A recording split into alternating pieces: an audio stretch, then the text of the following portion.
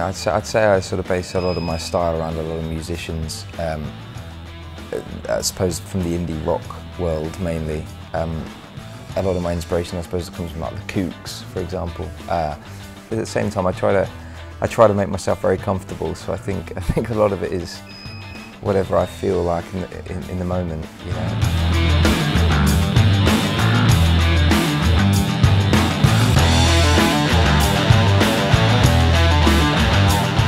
It's actually a coat, a trench coat from Burberry that I was given. It was the first sort of gifted present I'd ever received.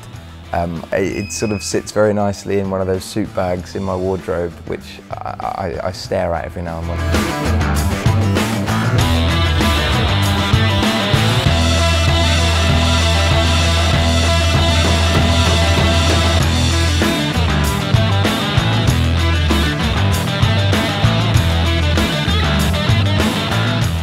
Hat. I'm big into my hats, usually because I don't have a haircut that I've chosen myself, or a hairstyle. I mean, since I moved to London, I think I've had a different haircut every week. I tend to sort of live my life wearing hats and scarves to sort of cover myself up. It's one of those flat caps that, you know, sort of Norwich farmer man. Yeah, it's my pride and joy, I'd say.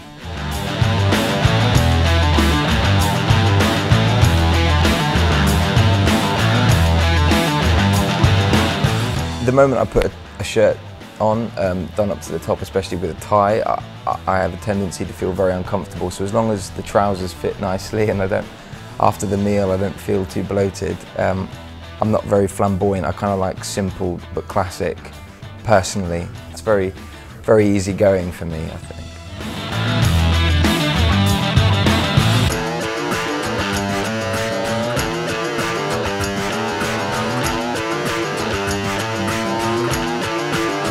It depends what mood I'm in, really.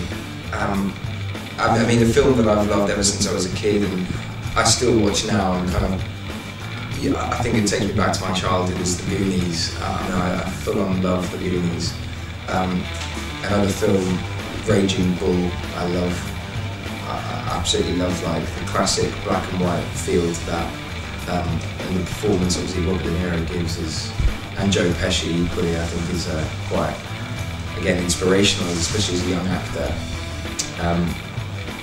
And then I love Anchorman. You know, if I want to watch a film that I don't have to think about and I don't have to worry myself about, it's something like, you know, that kind of humour element. I truly kind of,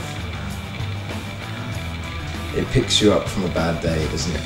Watching people like that.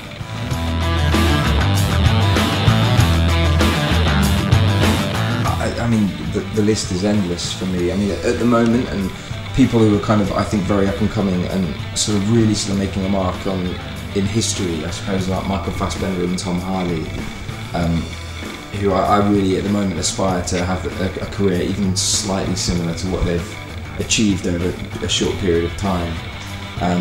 But then, you know, there's the Robert De Niro's, the Al Pacinos of the world, who I think have, you know, put a real stamp on movie making history. You know, pretty much every choice they've made, especially at a younger age as well, I mean, it's really, I mean, this is what inspired me to become an actor, really, in the first place. I mean, I love music. Music, especially at the minute, is, I suppose, over the last since I came to London, I think has really sort of that properly introduced me into the music world. I've never really been to many gigs before then. I love indie rock, I love sort of acoustic music, singer-songwriters especially.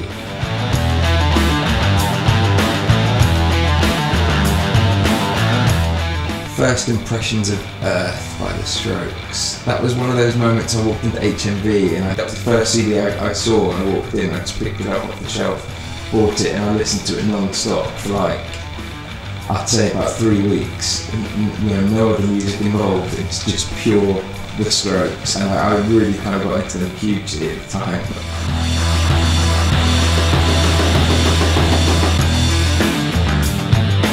I love watching TV drama, and I think a lot of the time watching things like Boardwalk Empire, Mad Men, you know, these are the sort of series I've been watching recently. So I'd say, do you know, at the moment, I think it's something I'm watching at the moment. I literally watched nearly a whole series last night. It's Dexter. It's really kind of, it fills every void. I think it has a bit of a touch of comedy as well as the drama, as well as the murder mystery kind of thing. It's got everything for me, and it's fantastic.